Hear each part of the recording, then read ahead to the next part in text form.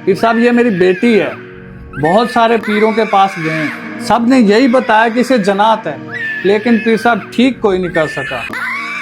किसी ने पैसे मांगे, किसी ने बकरा मांगा तो हमने दिया, लेकिन जनात कोई नहीं निकाल सका। पीर साहब आपका बहुत नाम सुना है, आप ही कुछ हाल निकालें। जी भाई, मैं देखता हूँ।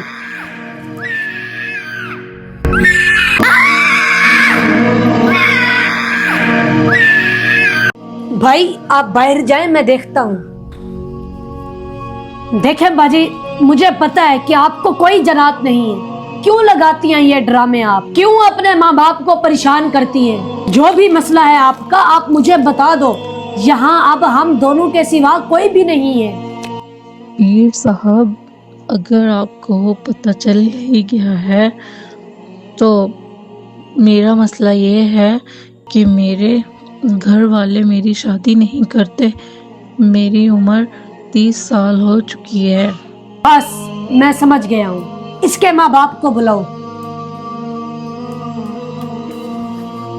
जी पीर साहब, आपको कुछ पता चला है? जी भाई, मुझे इसका मसला समझ आ गया है। आप इसकी शादी कर दो, ये ठीक हो जाएगी इंशाल्लाह। भाई ऐसे बहुत सारे माँ बाप हैं जो अपनी बेटियों की शादी नहीं करते।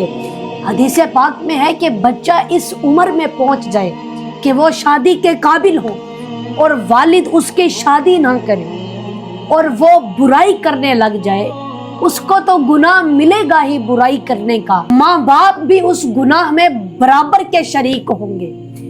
तो आज उम्मत मुसलमा में बहुत से ऐसे वालिदैन हैं जो अपनी जवान बेटियों की शादी नहीं करते।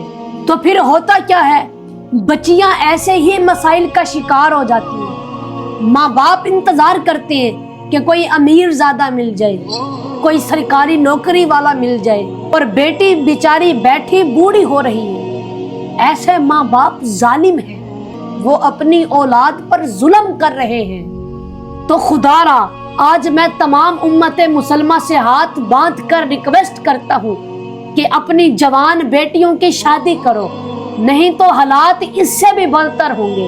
अपनी जवान बेटियों की शादी करवाएं, उनको ये जनात और पीरों के चक्रों से महफूज रखें।